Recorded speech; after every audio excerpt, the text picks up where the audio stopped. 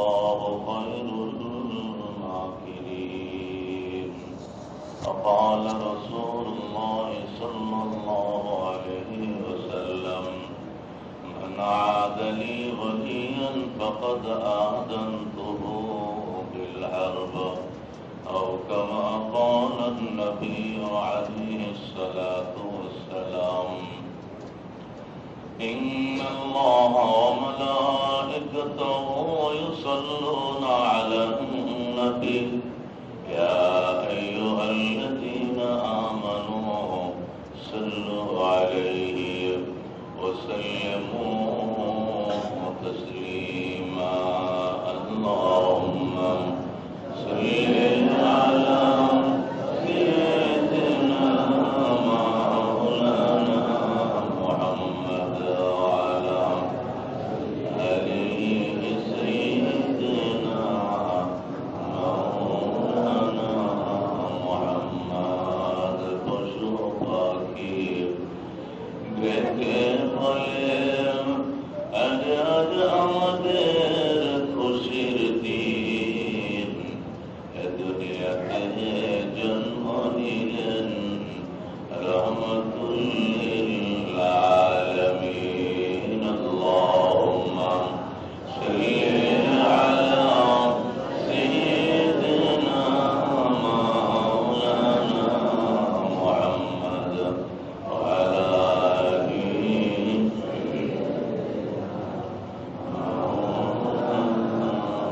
মুহাম্মদ। রহে মেরে মস্কন حوالي الكعبة بني مهر مدفن ديار المدينة. اللهم صل على سيدنا مولانا محمد وعلى آله سيدنا محمد. بلغ العلا بكماله كشف الدجى بجماله حسنت جميع خصاله صلوا عليه وآله. معزز محترم হযরত মুসল্লিয়ান কিরাম, আলোচনা চলছিল আল্লাহর হাবিবের জিন্দেগি নিয়ে সেই রবিউল আউয়াল মাস থেকে। আজকের আলোচ্য বিষয় নবী আলাইহিস সালাতু ওয়াস সালামের হিজরত, মেরাজের পর্ব। 3 জুমা এনে মোটামুটি একটা ফিনিশিং এনেছিলাম। তারপরও কিছু কথা রয়েছে, অন্যদিন আনুষঙ্গিকভাবে ইনশাআল্লাহ বলে দেব। আজকে নবীজির হিজরত। নবী আলাইহিস সালাতু ওয়াস সালাম নবী বলেন 6 মাস নবুয়ত চলছে স্বপ্নের মাধ্যমে, ওহী স্বপ্নের মাধ্যমে আসছে, আর 12.5 বছর ওহী আসছে সরাসরি জিবরাইল আলাইহিস সালাতু ওয়াস সালামের মাধ্যমে। এই 6 মাস আর 12.5 বছর মিলে এই 13 বছর পর্যন্ত নবীজির কাছে ওহী আসছে আল্লাহ রাব্বুল আলামিনের পক্ষ থেকে জিবরাইলের মধ্যস্থতায় অথবা সরাসরি মক্কা নগরে। কিন্তু দেখা গেল যতই দিন এগোচ্ছে কেমন যেন মক্কার মানুষ আল্লাহ হাবিবের বিরুদ্ধে চলে যাচ্ছে।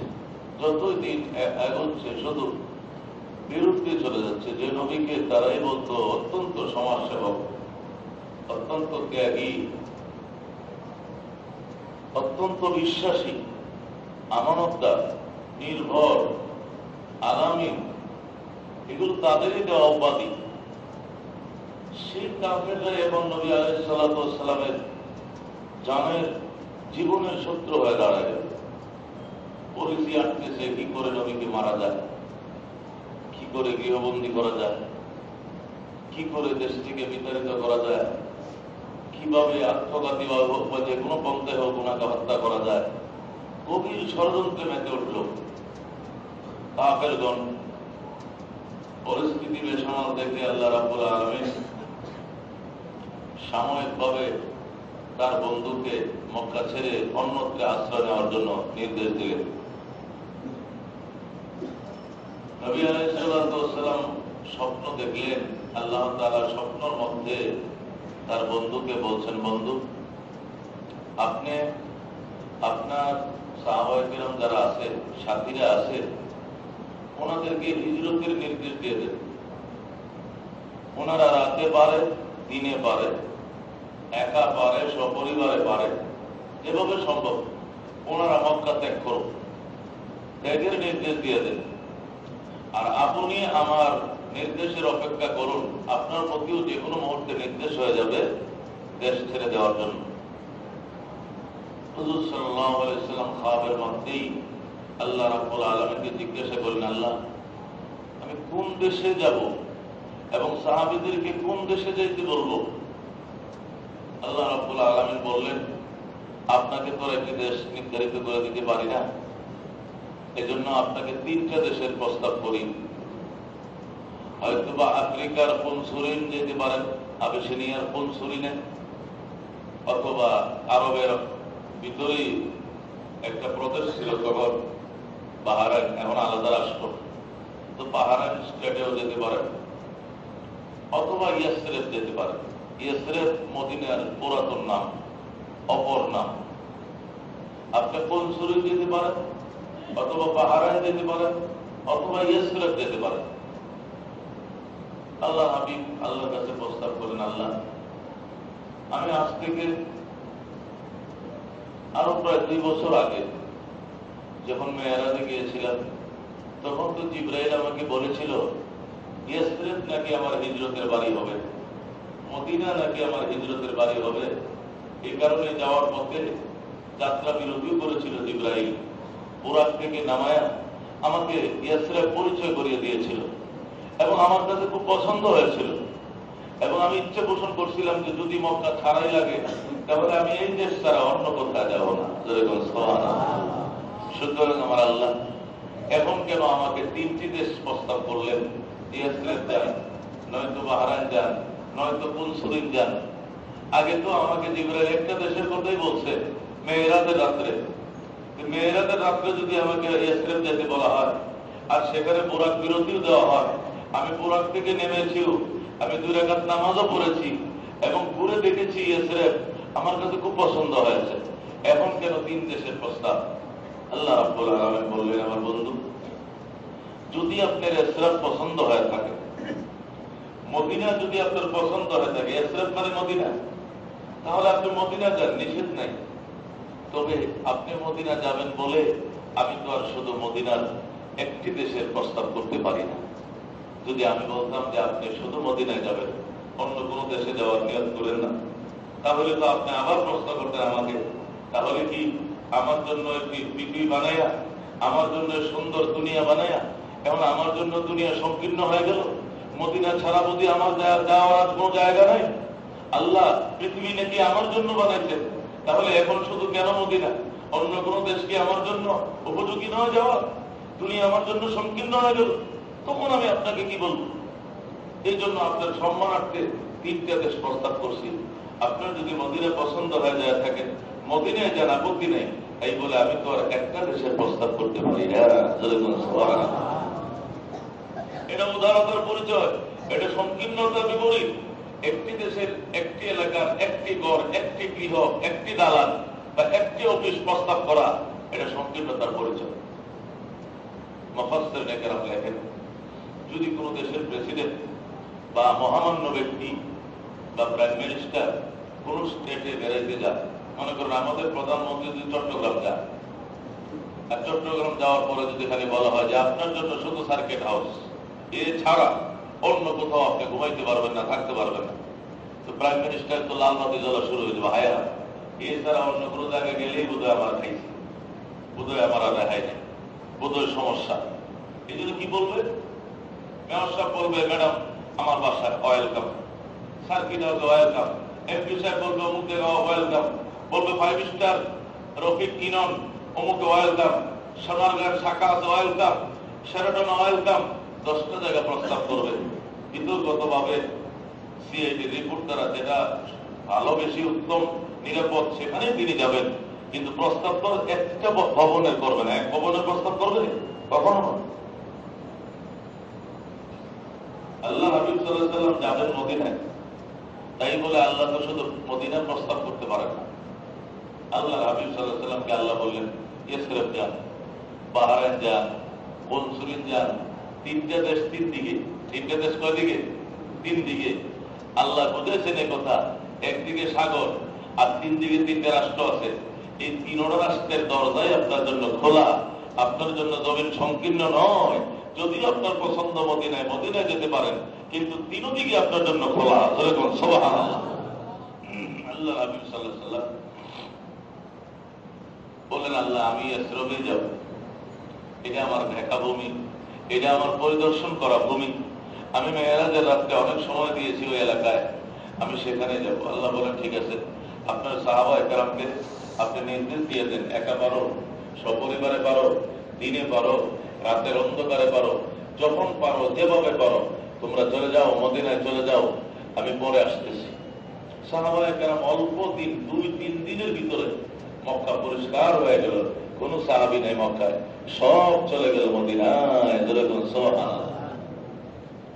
শুধুমাত্র আল্লাহ হাবিবের কলিজার টুকরা সাহাবী হযরত আলী মুর্তজা রাদিয়াল্লাহু তাআলা আনহু, হায়দারে খোদা, শেরে খোদা, নবীজির জামাতা হযরত হাসান হোসেনের আব্বা, রাসূলের চাচতো ভাই, আল্লাহর হাবিবের জিহের জামাই হযরত আলী রয়ে গেলেন নবীজির ঘরে। আর হযরত আবু বকরের পরিবার রয়ে গেল। এছাড়া কেউ নাই, সব মদিনায় চলে গেল। আল্লাহ হাবিব সাল্লাল্লাহু আলাইহি ওয়াসাল্লাম রাত্রে নির্দেশ পাইলেন, জিবরাইল বলে গেলেন হতবা আজকে রাত্রে আপনাকেও মদিনার উদ্দেশ্যে রওনা করা লাগতে পারে। সুবহানাল্লাহ। জিবরাইল ইঙ্গিত দিয়ে গেলেন যে আপনাকেও হয়তো বা আজকে রাত্রে মদিনার উদ্দেশ্যে রওনা করা লাগতে পারে। এই ইঙ্গিত পাইয়া নবী গাঠি গুটি বান্ধিয়া একদম বসে রয়েছে, আর আলীর সাথে কথা বলতেছে, হুজুর পরামর্শ করতেছে, আলী তুমি এই আমার এই চাদরটা গায়ে দিয়া আমার বিছানায় শুয়ে থাকবা, তুমি কি ভয় পাও? আলী বললেন যে আমার না আপনি শেরের খোদা ঘোষণা করলেন, আমার না আল্লাহর সিংহ ঘোষণা করলেন, আমি আমার আল্লাহ ছাড়া পৃথিবীতে কাউকে ভয় পাই না। সুতরাং বাবা তুমি শুয়ে থাকবা, আমি চলে যাব। সকালবেলায় কাফেররা এসে আমাকে পাবে না, না পেয়ে বদনাম ছড়ানো শুরু করবে, টাকাটি নিয়ে গেছে, টাকাটি নিয়ে গেছে, টাকাটি নিয়ে গেছে। আমাকে আমার ধর্ম মানে নাই, আমার দাওয়াত কবুল করে নাই, কিন্তু আমি আলামিন ছিলাম, আমি আরবদের ব্যাংক ছিলাম, আমার এই খাটের নিচে আরবদের বস্তা বস্তা টাকা। সুবহানাল্লাহ।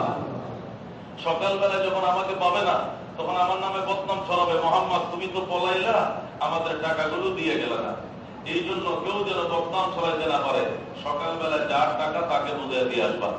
এখানে বস্তা ভরা, ব্যাগ ভরা, থলে ভরা ব্যাগ টাকা আছে, যার নাম তার নাম লেখা আছে, টাকার অঙ্ক লেখা আছে, ওনার টাকা ওনাকে, যার টাকা যাকে বুঝিয়ে দিয়ে তুমি সুযোগ মতে যত তাড়াতাড়ি পারো মদিনায় চলে এসো, আমি গেলাম। এই বলে নবী বের হওয়ার প্রস্তুতি নিচ্ছিলেন। সুবহানাল্লাহ। আল্লাহ নবী পুরো প্রস্তুত। আলীকে শুয়েছেন, শীতানে বসে গল্প করতেছেন শ্বশুর আর জামাই। এমন মুহূর্তে নজর ইবনে হারেস, উনি আরবের সংসদের পরিকল্পনা মন্ত্রী। নজর ইবনে হারেস পরিকল্পনা মন্ত্রী, তথ্যমন্ত্রী, তাকে এনে তথ্য দিল যে আমরা মক্কায় কোন নবীর সাহাবীকে দেখতে পাচ্ছি না, ঘটনা কি? স্পিকারের কাছে তথ্য দিল, স্পিকার হল আবু জেহেল।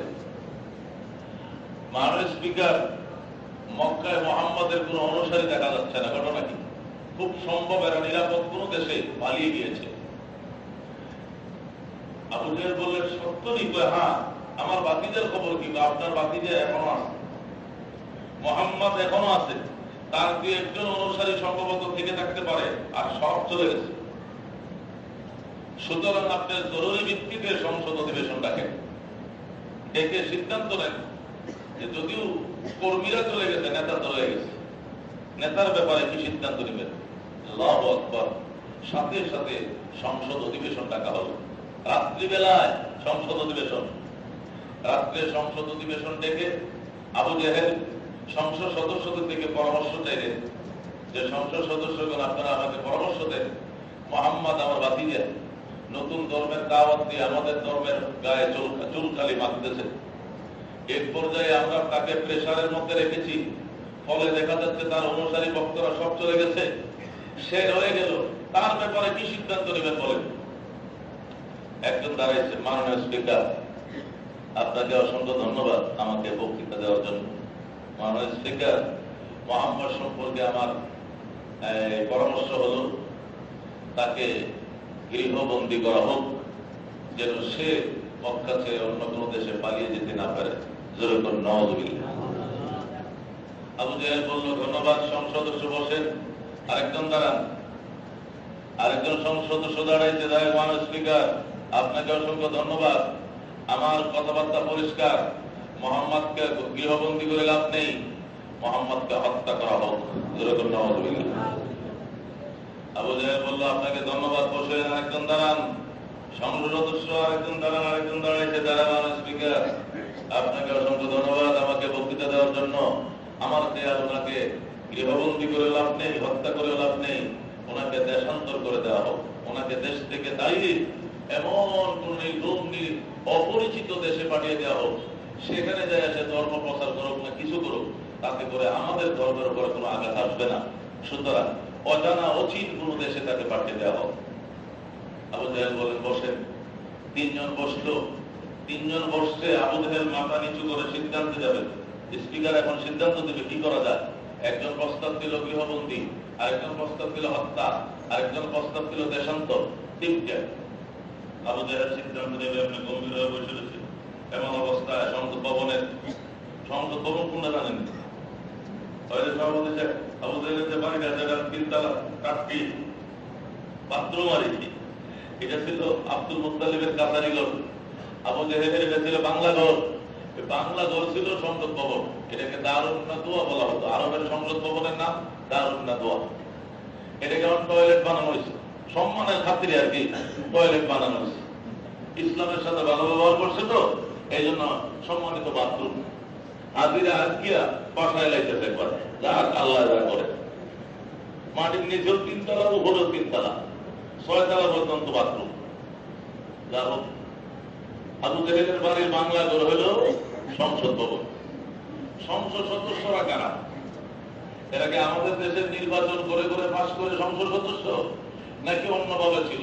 আরবের সংসদ সদস্য ছিল পুত্র প্রধান যারা, ওরা পদাধিকার বলে সংসদ সদস্য ছিল। পুত্রীয় শাসন ছিল। পুত্র পর্যন্ত পুত্র, বনু নজিরের প্রধান, বনু কুরাইজার প্রধান, বনু কেলাবের প্রধান, বনু হাসিমের প্রধান, এরকম প্রত্যেকটা বংশের হাজার হাজার বংশ ছিল। প্রত্যেকটা বংশের পক্ষ থেকে একজন প্রতিনিধি, উনি পদাধিকার বলে সংসদ সদস্য, ওনার নির্বাচন লাগবে না। ওনার বংশরা যদি সবাই মিলে একসাথে বলে যে আমাদের এই পুত্র পক্ষ থেকে ওনাকে দেওয়া হলো সংসদ প্রতিনিধি, বাস এতেই উনি সংসদ প্রতিনিধি হয়ে যাবেন, নির্বাচন লাগবে না। এই সিস্টেমে তারা সংসদ প্রতিনিধি হতো আর কি। যা হোক, আবু জাহেল চিন্তায় পড়ছে কোন সিদ্ধান্ত দেওয়া যায়, হত্যার নির্দেশ দেব নাকি গৃহবন্দী করবো নাকি দেশ থেকে তাড়িয়ে দেব। সিদ্ধান্ত নিয়ে ভাবতেছিলেন, হঠাৎ করে বাংলা ঘরের দরজার মধ্যে, দারুন নতুয়ার গেটের মধ্যে একজন আছে কলিং বেল টিপ দিল, দরজা চুপকা দিল। আগের দিন তার একটা সুইচ সিস্টেম কলিং বেল ছিল না, দরজায় নক করলো আর কি। দেখেন তো কে দরজা নক করে, খুলছে দরজা। আপনাকে জানেন না এখানে সংসদ অধিবেশন চলছে, রুদ্ধদ্বার বৈঠক, গুরুত্বপূর্ণ বৈঠক।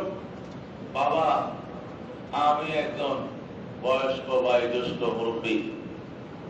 কোথেকে আসছেন চাচা? আমি আসছি বাবা ওই নষ্ট এলাকার থেকে। আপনার নাম কি? আমার নাম তো নাম বলা যায় না, আমার উপাধি হলো শায়েখে নজদি। আচ্ছা, আগামের বয়স কত? বাবা এটা তো আমি বলতে পারবো না। আকাশের তারকা দেখছো নি তোমরা? দেখছি। ওই তারকার যত বয়স সম্ভবত আমারও এত বয়স, তাই নাকি গো? এরকম একজন মুরব্বী আমাদের দরকার। আজকে সিদ্ধান্তহীনতায় ভুগতেছি আমরা। একদল অবরোধ চলবে চলবে, আর একদল অবরোধের মধ্যে গাড়ি চলবে, সমাধানে যাব না। এবং এরকম একজন মুরব্বীর দরকার সমাধানের জন্য। আপনারা পাইছি। মুরব্বী কই বাবা আপনারা তো সংসদ সদস্য, আপনাদের জিম্মা এই পুরা দেশ 16 কোটি মানুষ, আপনারা কি কোনো সিদ্ধান্ত নিতে পারেন নাই? আমাদের মধ্যে বিভিন্ন প্রস্তাব আছে, কি করি এখনো সিদ্ধান্ত দিতে পারতেছি না। মুরব্বী কয় তাহলে আমি সিদ্ধান্তটা দিই, হত্যাও করা যাবে না। হত্যা করলে একদিন হত্যার বিচার হবে, গৃহবন্দী করা যাবে না, একদিন তালা ভেঙ্গে মোহাম্মদকে ছড়ায় নিয়ে যাবে। দেশ থেকে তারাইলেও লাভ নেই, অন্য দেশে যায় ওর যে ব্যবহার, ওর যে আচার আচরণ, এর যে মাধুর্যতা, এই মোহাম্মদ যেখানে যাবে সেখানে যে অল্প দেশে পুরা দেশের মানুষকে মুরিদ বানায় ফেলাইবে। এরপরে দেশ 10 নিয়ে ধরে হামলা দিবে, তখন মক্কা শেষ। সুতরাং একটা কাজ করা যায়, বলেন মাননীয় চাচা এই কি কাজটা করলে ভালো হবে। এখন মাননীয় সংসদ সদস্যরা তুইয়া মাননীয় চাচা সিদ্ধান্ত দেয়। চাচার দিননি, হ্যাঁ, এই মুরব্বী সে পরামর্শ দেয়, এই মুহূর্তে অধিবেশন মুলতবি করে সকল সংসদ সদস্যরা মোহাম্মদের ঘর ঘেরাও করে। ঘেরাও করার পর বেড়ার উপর আক্রমণ হবে না, দরজার উপর আক্রমণ হবে না, চালের উপর আক্রমণ হবে না, চুপচাপ বসে থাকবেন। উনি স্বেচ্ছায় যখন বের হবেন, একটা মানুষকে ঘরের মধ্যে ফেলে ঘরের ভিতরে ঢুকে একটা মানুষকে হত্যা করা, মারা, এটা কাপুরুষের লক্ষণ, এটা কোনো বীর বিক্রমতা নয়। সে স্বেচ্ছায় রাত্রে প্রস্রাব করতে বের হবে, পায়খানা করতে বের হবে, নতুবা ওযু করতে বের হবে, অথবা কাবা করে নির্জনে যায় ইবাদতের জন্য হয়তো উনি বের হবেন। ওই সময় সকল সদস্যরা মিলে গণদোলাই দিয়ে ওনাকে হত্যা করা হবে, যেন কোনোদিন ব্যক্তির নামে মামলা হতে না পারে, তাহলে কিয়ামতের আগে বিচার কোনোদিন হতে পারবে না। জোরে করে নাউযুবিল্লাহ। গণপিটুনি বুঝেননি, এই বুদ্ধি দেওয়ার পর আবু জাহেল কয় অর্ডার, এটাই সিদ্ধান্ত। জোরে করে নাউযুবিল্লাহ। চলো চলো বলে সংসদ থেকে হু হু করে বের হয়ে গেল। মাত্র এর ঘর থেকে নবী আলাইহিস সালামের ঘর কত 100 গজ হয় কিনা, যাই গেরাও, চারদিকে গেরাও, শত লোক আল্লাহর হাবিবের ঘর চারদিকে গেরাও, অল্লম বল্লম হয়ে যা আছে ওই সময় জমানায় যা ছিল অস্ত্র মস্ত্র, নবী আলাইহিস সালামের ঘর গেরাও। শ্বশুর জামাই তো বসা, আগে বলছিলাম মনে আছে? আলী বলেন আব্বাজান চারদিকে মানুষের কিচিমিচি শব্দ শোনা যায়, কারণ কি? রাসূল বলে বুঝো না আমাকে হত্যার কঠোর ষড়যন্ত্র চলছে। এখন আপনি কি করবেন? আমি কি করবো? এটা কি আমার চিন্তা করে লাভ আছে? আমার যিনি বানাইছেন, আমার জন্য যিনি পৃথিবী সুন্দর করে সাজাইছেন, এটা উনি বুঝবেন, উনি সিদ্ধান্ত নেবেন, আমি কি করবো? সুবহানাল্লাহ। আমাকে বলছেন এখানে বসে থাকার জন্য, এই জন্য বসে রয়েছি। হঠাৎ করে চাল ছিদ করে ভিতর দেয়া চালের মোদা ছিদ্র করে জিবরাইল ভিতরে ঢুকছে। সুবহানাল্লাহ। রাসূল রেডি? হুজুর কয় আই এম রেডি, আমি ফুল প্রস্তুত। বের হও। বের হও যে মানুষের আওয়াজ শোনা যায় চারদিকে, তাই না? তখন এক মুঠ বালি নেন হাতে। আল্লাহ হাবিব এক মুঠ বালি কই পাবেন? মার ঘরটা ঝাড়ু দিছে, ঝাড়ু দিলে কাঁচা ঘর, ঝাড়ু দিলে কিছু ময়লা চলা, ঝাড়ু আঘাত কিছু জমা হয় কিনা, কিছু কর্কঠা জমা হয়েছে, এগুলো হাতে নিচে নিয়ে কয় এবার একটা মন্ত্র করে লাগায় নেয়। জিবরাইল কোন মন্ত্রটা করবো এটা শিখিয়ে দাও। জিবরাইল বলেন পরে সূরা ইয়াসিন থেকে বলেন ওয়াজআলনা মিন বাইনি আইদিহিম সাদ্দাও ওয়া মিন খালফিহিম সাদ্দান ফাআগশাইনাহুম ফাহুম লা ইউবসিরুন। সুবহানাল্লাহ। আল্লাহ বলেন ওয়াজআলনা মিন বাইনি আইদিহিম সাদ্দাও, এদের সামনেও দেয়াল নির্মাণ করে দিলাম, ওয়া মিন খালফিহিম সাদ্দান, এদের পিছনেও দেয়াল নির্মাণ করে দিলাম। দেয়াল নির্মাণ করার অর্থ এদেরকে অন্ধ করে দিলাম, এদেরকে অন্ধ বানিয়ে দিলাম, চোখে দেখবে না, সামনে গেলেও কিছু দেখবে না, পিছনে গেলেও কিছু দেখবে না। ফাআগশাইনাহুম, সুতরাং তাদেরকে আমি বেষ্টন করে ফেললাম, ঠেকে ফেললাম। ফাহুম লা ইউবসিরুন, আর দেখতে পাবে না। ওই আয়াতটা পড়েন আল্লাহ হাবিব সাল্লাল্লাহু আলাইহি সাল্লাম আয়াত বললেন ওয়াজআলনা মিন বাইনি আইদিহিম সাদ্দাও ওয়া মিন খালফিহিম সাদ্দান ফাআগশাইনাহুম ফাহুম লা ইউবসিরুন। ফুদেন আল্লাহ হাবিব ফুদিলেন, দরজার ফাঁক দিয়ে মারেন, দরজার ফাঁক দিয়ে মারেন। জিবরাইল সামনে দিয়ে মারলে কি হবে? ডাইনেও তো দুশ্মন, বামেও দুশ্মন, পিছনেও দুশ্মন। জিবরাইল একদিকে হুজুর আমি একা আসি নাই, সাথে 70,000 ফেরেশতার বহর নিয়ে এসে গেছি। এরা হাত বাড়ায় রইছে, আপনার হাতে একটা বালির কণা মাটিতে পড়বে না, এরা হাতের মধ্যে বালিগুলো নিয়ে নিবে নিয়াম, এই বালির সাথে আরো বালি মিশাইয়াম, বালির কণাগুলো কাফেরদের চোখে চোখে আল্লাহর ফেরেশতারা বিছায়া দিবে। সুবহানাল্লাহ। নবী ওই আয়াত পাঠ করে দরজার ফাঁক দিয়ে বালিগুলো মেরে দিয়েছে সামনের দিকে। খোদার কসম, একটা বালির কণা মাটিতে পড়ে নাই, সব কাফেরদের চোখে পড়ছেন।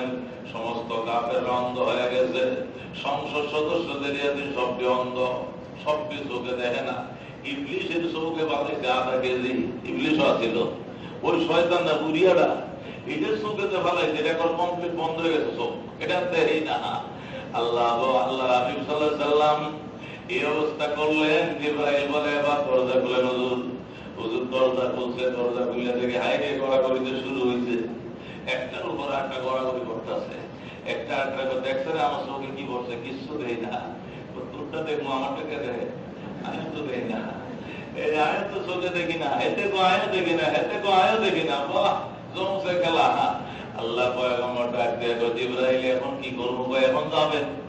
ও জানো যে সমস্যা। কি সমস্যা?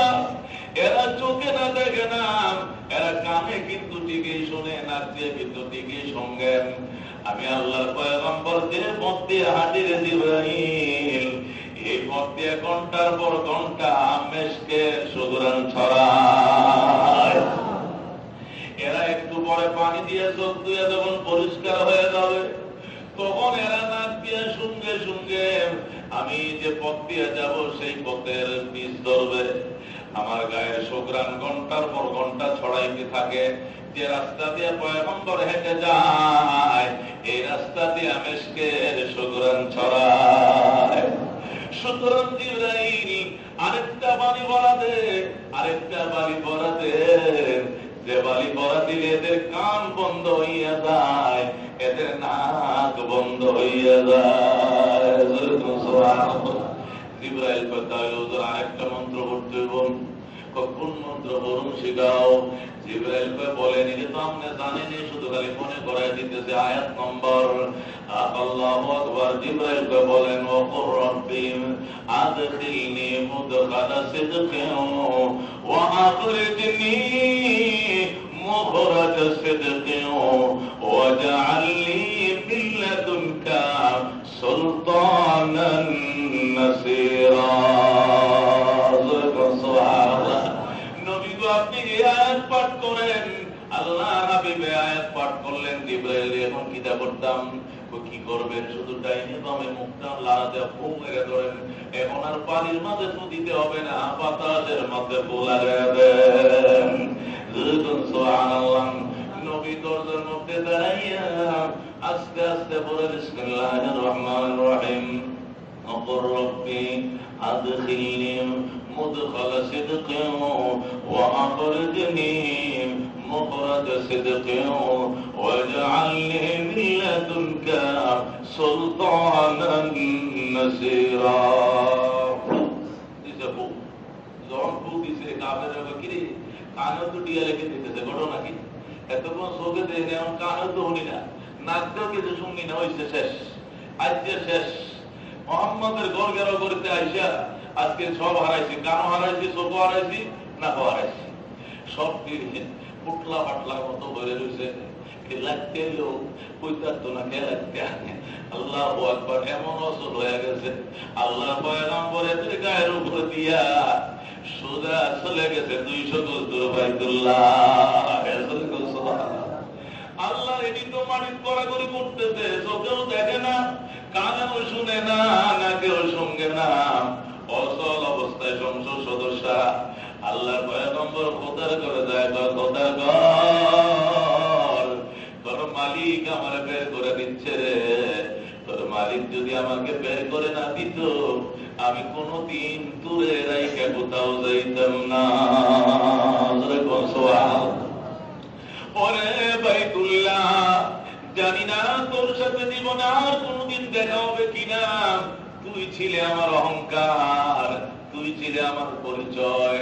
কোন দেশে গেলে যদি জিজ্ঞাসা করতো মোহাম্মদ তোমার বাড়ি কোথায়, বলতাম আমার বাড়ি বাইতুল্লাহ কিনারে, আমার বাড়ি জমজম পাড়া, আমার বাড়ি জাবালে আবি কোবাইসের নিচে, আমার বাড়ি সফা মারওয়া পাহাড়ের কিনারে। এই ছিল আমার পরিচয়। জানি না চিরদিনের জন্য বুঝি আজকে আমাকে বিদায় নিতে হলো। বাইতুল্লাহ মনে কিছু নিও না, আর কোনদিন দেখা হতেও পারে, নাও হতে পারে। এই বলে বহু কথা আল্লাহর ঘরের সাথে নবী বললেন, চির বিদায় নিলেন। নিয়ে গেলেন হযরতে আবু বকরের ঘরে। আবু বকরের ঘরের দরজার পাশে দাঁড়াইয়া ঠুক্কা দিলেন আবু বকর। আবু বকর বলার সাথে সাথে দরজা টান দিয়া খুললে রেডি আবু বকর দাঁড়িয়ে রয়েছে। আবু বকর ডাক দেওয়ার পর কবির রজনীতে ডাক দিলাম, একটা সেকেন্ড দেরি করো নাই, সাথে সাথে দরজা খুললাম। গাটুরি পিঠের মধ্যে, লাঠি হাতের মধ্যে, কমপ্লিট প্রস্তুত। কেমন করে এক সেকেন্ডের ভিতরে তুমি রেডি হয়ে গেলা? আবু বকর ডাক দিয়া কই, ইয়া রাসূলুল্লাহ, ইয়া হাবিবাল্লাহ, এটা কি 1 মিনিটে রেডি হওয়া যায়? এটা কি 1 ঘন্টায় রেডি হওয়া যায়? আজ থেকে 6 মাস আগে আপনি একদিন বলছিলেন আবু বকর রে, মক্কার পরিস্থিতি ভালো নয়, জানি না সেখানে থাকা যাবে কিনা। যদি মক্কা ছেড়ে চলে যেতেই হয় আমার সঙ্গে যাইবা কিনা? যদি যেতে ইচ্ছে করে তাহলে রেডি থাইকো। সুবহানাল্লাহ। হুজুর ওই যে বলেছিলেন 6 মাস আগে, রেডি থাইকো। এই 6 মাস আমি সারা 6 মাসেই রেডি আর রেডি। হুজুর রাতে কোনো দিন আমি ঘুমাই নাই, আমি কোনদিন পিঠ বিছানায় পিঠ দেই নাই, গাটুরি নিয়ে দরজার পাশে দাঁড়িয়ে থাকি। না জানি কোন সময় নবী এসে যায়। আবু বকর বলে ডাক দেওয়ার সাথে সাথে যদি 5টা মিনিট দেরি হয়, আর পয়গম্বর করে দুয়ারে দাঁড়ায় থাকে, বেয়াদবি ছাড়া আর কিছু হবে না। হুজুর এই জন্য দীর্ঘ 6 মাস হয়ে গেল আবু বকর কোনদিন বিছানায় পিঠ লাগায় না। সুবহানাল্লাহ। চলো বাবা চলো, হুজুর আমি যেমনি ভাবে 6 মাস পর্যন্ত রেডি, আমার মেয়ে আসমা, আমার বড় মেয়ের আসমা, সেও আজকে 6 মাস পর্যন্ত সজাগ থাকে বাবার সাথে। আমি গাটুরি নিয়ে দাঁড়িয়ে থাকি, আর আমার জি আপনার জন্য পিঠে বানায়। কি বানায়? পিঠে বানায়। আপনার জন্য পানি রেডি করে। যখন রাত্রে শেষ হয়ে যায়, দেখা গেল আপনি আসেন নাই, দিনে আবার পিঠে গুলো খেয়ে ফেলি। আবার রাত্রে পিঠে বানায়, নাস্তা বানায়। যখন রাত্রে আপনি আসেন না, দিনে আবার নাস্তা গুলো খেয়ে ফেলি। এইভাবে আমার জি আসমা আজকে থেকে 6 মাস পর্যন্ত ডেলি আপনার জন্য নাস্তা রেডি করে। হুজুর আজকেও নাস্তা হচ্ছে, 1টা মিনিট দেরি করেন, নাস্তা গুলো আমি একটা বাটির মধ্যে নিয়ে নেই। রুটি বানাইছে হযরতে আসমা। আবু বকরের বড় মেয়ের নাম আসমা, ছোট মেয়ের নাম আয়েশা। আয়েশাকে তো নবী পরে মদিনায় যাওয়ার পর বিয়ে করছিলেন। আয়েশার 10 বছরের বড় হযরতে আসমা, আবু বকরের বড় মেয়ে। হযরতে আসমা বলে, বাবা গো, তোমার জন্য আর নবীজির জন্য আমি 6 মাস পর্যন্ত পিঠে বানাই। রাত্রে পিঠে বানাই, দিনে খেয়ে ফেলি। আজকেও বানাইছি বাবা, 2টা মিনিট সময় দাও, পিঠে গুলো হয়ে গেছে। আমি একটা বাটির মধ্যে অথবা একটা কাগজের মধ্যে পেঁচায় পিঠে গুলো দিয়ে দেই। সুবহানাল্লাহ। এটা ছোট থলেও বানায় রাখছে আগের থেকে। এই থলের মধ্যে নবীর পিঠে গুলো বেঁধে দিব। আমার বাবার নবীজি মদিনায় যাইতে 8 দিন লাগবে, 8 দিন বড় রাস্তার মাঝে রাস্তা যাবে। সুবহানাল্লাহ। এই বলে হযরতে আসমা পিঠে বানাইলেন। একটা গাটুরে একটা ব্যাগের মধ্যে পিঠে গুলো নিলেন, আর একটা মশক বলা হয় চামড়া দিয়ে। আগের দিনে জগ বানাইতো, কলসি বানাইতো চামড়া দিয়ে, এটির মধ্যে পানি নিত। আল্লাহু আকবার। এই মশকের মধ্যে পানি ভরলেন। কিসের পানি? জমজমের পানি। বাবা গো, মদিনায় চলে যাও বাবা, মদিনায় তো জমজম নাই। বাবা গো, নবীজি মদিনায় চলে যায়। যে নবীজির জন্য আল্লাহ জমজম আবিষ্কার করেছিলেন, সেই নবী মদিনায় চলে যায়। মদিনার পানি নোনা, মদিনার পানি তিতা, খায়া স্বাদ পাওয়া যায় না। আল্লাহর পয়গম্বরের জন্য এক মশক জমজমের পানি আমি রেখে দিছি, আর এক কাঠি পিঠা বানায় দিলাম। বাবা, একটা মিনিট দেরি করো, আমি রশি পাইতেছি না, কি দিয়া মশকের মুখ বন্ধ করবো? আল্লাহ নবী কয়, আসমা দেরি করো না, মা দেরি করো না। আবু বকর দেরি কেন? হুজুর, আমার দিয়ে আপনার জন্য পিঠাগুলো কি দিয়ে বাঁধবে, রশি পাইতেছে না। আর দেরি করতে পারতেছি না। হযরতে আসমা রশি পায় না। কোমরের মধ্যে আগের দিনে যে রশি বাঁধতো, কুমসি কোমরের মধ্যে এখনো তো অনেকে বাঁধে কিনা, কোমরের মধ্যে অনেকে সুতা বাঁধে কিনা। হযরতে আসমার কোমরের মধ্যে একটা সুতা ছিল, টান দেয়া সুতারা ছিঁড়ছে, ছিঁড়ে কামড় দিয়া এই সুতাটারে দুই টুকরা কইরাম, অর্ধেকটা দিয়ে মশকের মুখ বাঁধছে, আর অর্ধেকটা দিয়ে নাস্তার, ওই নাস্তার যে ব্যাগের মুখ বাঁধছে। সুবহানাল্লাহ। আল্লাহ নবী ঠাস করে শব্দ হইল, কিসের রে আবু বকর? আমার দিয়ে কোন সুতা রশি পাচ্ছিল না বাবা। এরপরে কোমর থেকে টান দিয়া সুতা ছিঁড়ছে, ঠাস করে উঠছে। এই সুতারে দুই ফিতা বানাইছে, বানায় দুইটা দিয়ে দুইটা ব্যাগ বেঁধে দিয়েছে। নবী কো, আজকে থেকে তোমার জিয়ের নাম জাতুন নেতা তাইন, আজকে থেকে আসমার উপাধি দিলাম দুই ফিতাওয়ালা নারী। জয় গো সুবহানাল্লাহ। আসমা তুলে গো, আল্লাহ তুমি সাক্ষী থাকো, তোমার বন্ধুর নাস্তা বাঁধার জন্য এক ফিতা বানাইছি, আর তোমার বন্ধুর জমজমের কলসির মুখ, মশকের মুখ বাঁধার জন্য এক ফিতা বানাইছি। দুই ফিতা দিয়ে দুই গাঠি বাঁধছি, এই জন্য আমার নাম দুই ফিতাওয়ালা নারী হয়েছে। তোমার বন্ধুর মুখের উপাধি এইটুকু যদি আমার জন্য হাসরের ময়দানে উপাধি থাকে, আমার নাজাতের জন্য আর কিছু লাগবে না। সুবহানাল্লাহ। বন্ধুগণ, রাহমাতুল লিল আলামিন সাল্লাল্লাহু আলাইহি ওয়াসাল্লাম আবু বকর সহ ওই পানির মশক সহ নাস্তা সহ বের হলেন। বের হওয়ার পরে বলেন, আবু বকর রে, কি দিয়ে যাইবা বাবা? আবু বকর তো, হুজুর আপনি কি কোন বাহন টাহন আনেন নাই? কি বাহন? বেটা জীবন লয়ে বাইরেছি কত কষ্টে, কত পানি ভরার, কত দুলা ভরা দেওয়া লাগছে ঘর থেকে বাইরেতে। আবার ইয়ে কই মামু, হ্যাঁ, আবার উঠ কই মামু, আর গোড়া কই মামু, কোনো মতে বলায় বের হয়েছি। আবু বকর তো, টেনশনের কোনো কারণ নাই। আমি আজ থেকে 6 মাস আগে 800 দিরহাম দিয়া, 600 দিরহাম, 800 দিরহাম দিয়া দুইটা তাজা তাজা উটনি কিনেছি, সুন্দর, আল্লাহু আকবার, শক্তিশালী দেখে। ঘরের পিছন দিয়ে বেঁধে রেখেছি। আসুন, আপনার যেটা পছন্দ হয় এইটার উপর আপনি চড়ে বসুন। এর পরেরটার মধ্যে আবু বকর উঠে বসবে। সুবহানাল্লাহ। আল্লাহ নবী বলে, বাবা এই বুদ্ধি তুমি কেমনে করলাম? রাহমাতুল লিল আলামিন গো, আমি জানতাম ঘর থেকে বের হলে আপনার কঠিন পরীক্ষা দিতে হবে, কই পাবেন ওট, কই পাবেন ঘোড়া। এই জন্য আবু বকর সমুদ্র ব্যবস্থা করে রেখেছে। নবী পকেট থেকে 400 টাকা বের করে বললেন, বাবা মনে কিছু নিও না, ইসলামের জন্য যে কুরবানি, যে ত্যাগ তুমি দিয়েছ, মক্কার বিশিষ্ট ধনী ছিলে তুমি, সব শেষ করে দিয়েছো ইসলামের জন্য। আজকে কোটি কোটি টাকা পয়সা তুমি দান করেছ, যতই দান করো, কিন্তু আজকে উটের টাকাটা, যে উটের উপর সওয়ার হয়ে মদিনায় যাব, এই টাকাটা অবশ্যই তোমাকে গ্রহণ করতে হবে। সুবহানাল্লাহ। হুজুর আমারে লজ্জা দিয়েন না, হুজুর আমারে লজ্জা দিয়েন না। নবী কই, তুমি আমারে লজ্জায় ফেলো না, আমি যেন হিজরতের সফরের সওয়াবটা পরিপূর্ণ আমারটা আমি পাই, তোমারটা তুমি পাও। এই জন্য আজকে আমার উটের দাম আমি দিয়ে দিলাম। সুবহানাল্লাহ। রাস্তার মাঝে 400 টাকা দিয়ে আমার নাস্তা খাওয়াইও, নাস্তা করাইও, আপ্যায়ন করিও, ওটা ভিন্ন জিনিস। কিন্তু যে বাহনের উপরে সওয়ার হয়ে যাব, এই খরচ আমারটা আমি বহন করব। মনে কিছু নিও নাই বলে নবীজি 400 টাকা দিয়ে দিলেন আবু বকরকে। টাকাটা আবু বকর গ্রহণ করার পর এরপর আল্লাহর হাবিব উটের উপরে উঠে বসলেন। সুবহানাল্লাহ। আবু বকর উঠলেন একটার উপরে, হযরতে নবীজি উঠলেন আরেকটার উপরে। ওঠার পর রওনা হইল।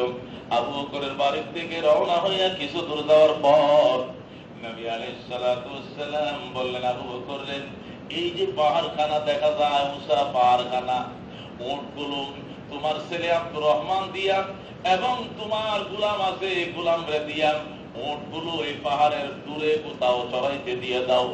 আপাতত আমরা বাইরে উঠে থাকতে পারবো না, কারণ আমাদের পিছু নিয়েছে অনেক কাফেররা, এটা আমার আন্দাজ হয়ে গেছে। সুতরাং কিছুদিন লুকিয়ে থাকতে হবে কোন গুহায়। চলো এই যে সবচেয়ে উঁচা পাহাড়, যেখানে আরবরা উঠতে সাহস পাবে না, এই পাহাড়ের মধ্যে তুমি আর আমি 3 দিন অবস্থান করবো। সুবহানাল্লাহ। বন্ধুগণ, আল্লাহ নবী সাল্লাল্লাহু আলাইহি সাল্লামের বয়স ছিল তখন 53 বছর। কত বছর? 40 বছরে নবী হয়েছে, আরো 13 বছর মক্কায় ছিলেন। 40 আর 13 কত? 53 বছর। 53 বছর বয়সে তো আজকাল মানুষ বুড়োই হয়ে যায়। আল্লাহর পয়গম্বর রাতে দিন ইন্তেকাল করেন। আবু বকর গুনছেন দাড়ি আর চুলে মিলে 19টা চুল মাখছিল। কয়টা চুল? দাড়ি আর চুলে মিলে, মাথার আর দাড়ি মিলে নবীজির মাত্র 19টা চুল পাকছিল। নবী ইন্তেকাল করেছেন তখন তার বয়স কত? 63 বছর। 53 বছর বয়সে নবী মদিনার উদ্দেশ্যে রওনা করছেন। প্রায় পুরা চুল পাকা শুরু হয়ে গেছে। ওই জাবালে সূর জমিন থেকে আল্লাহু আকবার প্রায় 3 কিলোমিটার উঁচা। সুবহানাল্লাহ। কয় কিলোমিটার? 3 কিলোমিটার উঁচা। নিচের দিকে তাকাইলে যারা হজে গেছেন প্রথমে এই পাহাড়টাকে কি করায়? জিয়ারত করানোর টাইমে প্রথমে এটার গোড়ায় নিয়ে যায়।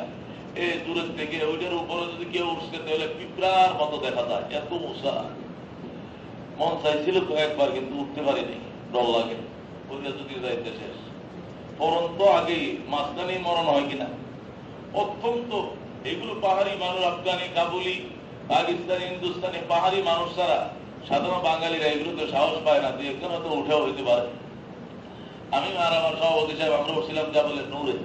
এটা মাত্র 1450 ফিট উঁচা। এটাই তো আমাকে জান বেরিয়ে গেছে। উঠতে উঠতে সুবহানাল্লাহ, রাস্তা ঘোরায় না। আর এটা তো আরো 3 গুণ লম্বা, উঁচা, অনেক উঁচা। আল্লাহর হাবিব আবু বকরকে নিয়ে সেই পাহাড়ে উঠলেন। উঠার পর সেই পাহাড়ে গোড়ায় গেলেন। যাওয়ার পর আবু বকর বললেন, হুজুর এখানে যে আপনাকে উঠতে হবে, এটা কি আপনি নিজেই উঠছেন নাকি এটা আল্লাহর সিদ্ধান্ত? আল্লাহর হাবিব বলেন, আবু বকর তোর কি বলবো, যেদিন আল্লাহ এই পাহাড়টা বানাইছে, পৃথিবী সৃষ্টির সময় যেদিন এই পাহাড়টা বানাইছে, সেই দিনই তুমি আর আমি বসতে পারি মতো 2 জনের জায়গা করে একটা গুহা ওই দিনই বানিয়ে রেখেছিল আমার আল্লাহ। সুতরাং আমি কি এখানে না এসে পারি? এখানে আসতেই হবে, বসতেই হবে। 2 জন মানুষই বসতে পারে, জায়গাও 2 জনের জন্যই, আর আমরা 2 জন এখানে বসবো। সুবহানাল্লাহ। আবু বকর বলেন, হুজুর তাহলে তো দেখা যায় বহু পুরাতন পাহাড়, অনেক পুরাতন পাহাড়, সাপ বিচ্ছুর আশ্রয়খানা থাকতে পারে এখানে। সেই জন্য আমি আগে অবতরণ করি, এরপরে আপনি অবতরণ করবেন। দেখি ময়লা আবর্জনা থাকলে পরিষ্কার করি, ছিদ্র টিদ্র থাকলে বন্ধ করি, এরপরে আপনি ঢুকবেন। নবী বললেন তাই করো। এই জন্য প্রথম আবু বকর অবতরণ করলেন। কিছুক্ষণ পর আল্লাহর হাবিব অবতরণ করলেন। অবতরণ করার সাথে সাথে মা করে 3 স্তরের জাল বইনা দেয়। এত বড় এরিয়াতে মা করে সাধারণত জাল বুনতে পারে না, কিন্তু আল্লাহর সিদ্ধান্ত এই জাল মা করে জাল এমন ভাবে বুনছে মনে হয় যেন তারের বোনা। সুবহানাল্লাহ। মাগরের বোনা এটা তারের বোনার মতো শক্ত হয়েছে। আর এই মাকর জালের ঠিক মাঝখানে এসে কবুতর এসে ডিম করে দেয়। যেরকম সুবহানাল্লাহ। একটা মানুষ এখানে এসে কল্পনাও করতে পারে না যে এই জালের নিচে কেউ আশ্রয় নিয়েছে, এটা কেউ কল্পনা করতে পারে না। কাফেররা এখানে এসেছিল, নিচের থেকে কাফেরদের পা দেখছিল হযরত আবু বকর, আর বলছিল হুজুর এরা যদি পায়ের দিকে তাকায় আমগরে দেখে ফেলবে। আল্লাহ হাবিব বলছিলেন লা তাহজান ইন্নাল্লাহা মা'ানা। আবু বকর তুমি ওই 2 জনকে নিয়ে কেন টেনশন করো, যে 2 জনের সাথে 3য় জন হলেন আমার আল্লাহ। সুবহানাল্লাহ। ওই 2 জন নিয়ে কেন এত টেনশন, যে 2 জনের সাথে 3য় জন রয়েছেন মহান আল্লাহ। সুবহানাল্লাহ। আল্লাহ আমাদের সঙ্গে রয়েছেন, টেনশনের কোনো কারণ নেই। সুবহানাল্লাহ। আল্লাহ হাবিব সেখানে অবস্থান করলেন। এখান থেকে নিয়ে বাকি আলোচনা আগামী শুক্রবারে 1:30 বেজে গেছে। যারা সুন্নত পড়ে নাই 4 রাকাত সুন্নত পড়ে নি।